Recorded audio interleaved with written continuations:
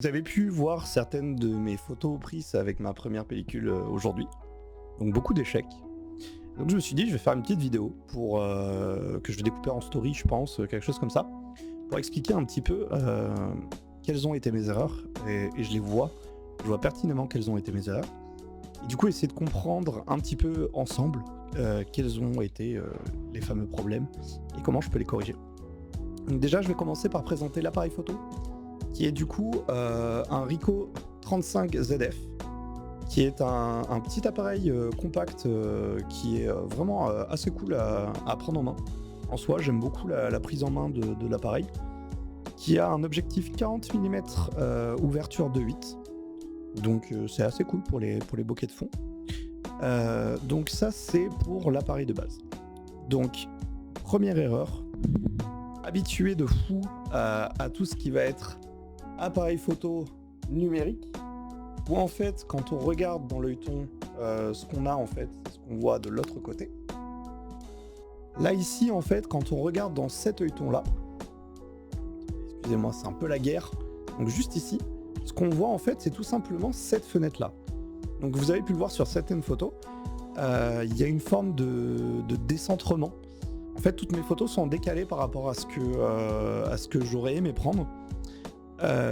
Et en fait, j'ai mis un petit peu de temps à m'en rendre compte. Alors, je me suis rendu compte que je voyais mon objectif quand je regardais dans l'œilleton. Malheureusement, j'ai mis un peu trop de temps à me rendre compte qu'il fallait que je corrige ça moi-même. Donc, il y a des photos comme celle de mon pote Charlie devant Monoprix où ça passe très très bien. Et il y a des photos où ça passe absolument pas bien du tout, quoi. Et où du coup c'est full décalé. Donc déjà ça c'était une des premières erreurs, c'est le décentrement entre ce que je vois dans l'œilleton et ce que je vois dans l'objectif, enfin ce qui est vu par l'objectif. Donc limite en fait, il vaudrait mieux que je prenne la photo comme ça, donc en regardant au-dessus, au niveau de l'endroit du flash qui est un petit peu plus centré, plutôt qu'en regardant dans l'œilleton qui est complètement excentré de fou, et qui du coup permet qui crée ce décentrement. Ensuite, deuxième petite erreur de ma part, donc alors ça je sais pas si ça va être très clair, mais là vous voyez en fait la bague tout en haut, c'est donc la bague avec le focus. Donc là vous voyez par exemple il y a un petit bonhomme, c'est pour dire ça c'est le focus, pas trop loin mais un peu loin. Là on a la montagne du coup pour l'infini plus ou moins, et ici on va avoir le petit bonhomme pour le portrait classique. Donc ça en fait c'est un truc où j'ai eu un petit problème à me faire à ça, parce que en vrai, vu que je fais beaucoup de photos de concert ou de street photo, souvent en fait je compte énormément sur l'autofocus. Quand je fais de la photo de paysage avec le numérique, j'ai moins tendance à utiliser l'autofocus, mais c'est vrai que là du coup j'ai pas eu du tout ce réflexe, on va dire, de changer mon focus. Surtout qu'en plus, quoi que je fasse, quoi que je change en fait au niveau des réglages ici, on les retrouve pas ici, forcément. C'est pas un réflexe, donc du coup en fait on passe pas par les miroirs, tout ça. Donc du coup ça fait que y a certaines photos, vous avez pu le voir, j'ai juste tout simplement oublié qu'il fallait faire des focus. Bonne erreur de ma part aussi, hein, guide good comme disent les gens. Qu'est-ce que j'ai eu comme autre problème? Comme autre problème, j'ai eu aussi tout simplement le fait que je ne suis pas habitué à avoir des ISO fixes. Quand on fait de l'argentique, on achète une pellicule qui est en ISO temps. Donc là, moi, c'était une Ilford HP5 plus 400. Donc 400 ISO.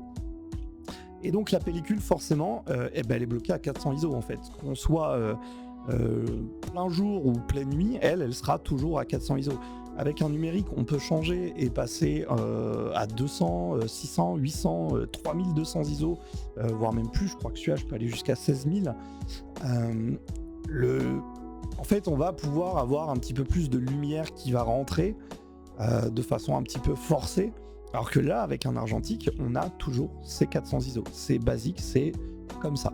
Ce qui fait qu'en fait, il y a des photos qui sont ultra surexposées pour une simple raison, c'est que tout simplement, je les ai prises à un moment où il faisait trop jour.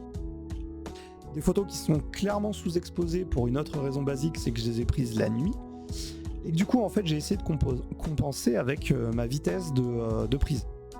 Sauf que en soi, si je suis en plein jour, plein soleil, que je mets ma vitesse au maximum à 1.500, et ben ce sera toujours trop de lumière en fait pour l'appareil photo. Ça va être trop compliqué pour lui de calculer que... Enfin, trop compliqué, non, en fait, il le fait pas, tout simplement, il le fait pas. Donc ça, c'est une autre problématique que j'ai eue, c'est que je suis pas du tout habitué aux ISO qui sont fixes, et du coup, bah, la prochaine fois, je ferai un petit peu plus attention. Il y a aussi ce truc de... autre petite erreur classique, basique, j'utilise une application donc, qui s'appelle Lightmeter, qui me permet en fait de dire en fait à quelle vitesse il faut que je shoote selon mon ouverture et selon mes ISO.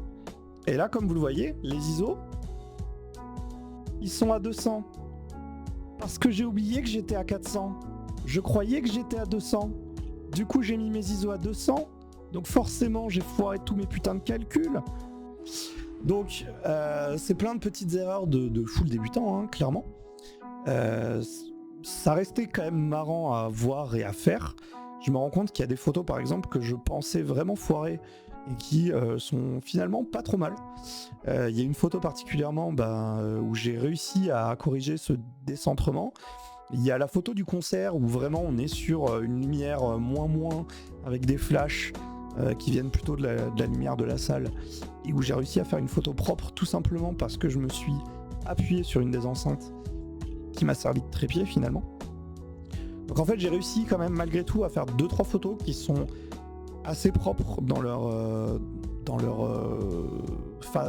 façon d'être, mais qui à la fois du coup sont ce qu'elles sont, c'est-à-dire qu'elles sont pas réussies non plus, elles sont juste moins foirées que les autres. Donc voilà, c'était un petit peu pour expliquer toutes les problématiques que j'avais eues en me mettant à l'argentique. Je suis vraiment beaucoup plus habitué au numérique. Est-ce que je vais arrêter de faire de l'argentique ? Je ne crois pas, non. Tout simplement parce que j'ai déjà acheté plein de pellicules quand je suis allé faire développer celle-là, évidemment. Mais voilà, donc voilà, tout simplement. Je voulais donner un petit peu mon petit retour sur cette petite expérience argentique. J'ai reçu beaucoup de messages trop cool de gens qui me disaient qu'en vrai c'était pas si naze pour une première pellicule. Je trouve ça très gentil déjà. Malgré tout, on est forcément quand je suis habitué à faire des photos un petit peu plus qualitatives sur du numérique, forcément ce que je vais sortir en argentique va sembler vraiment nul pour moi.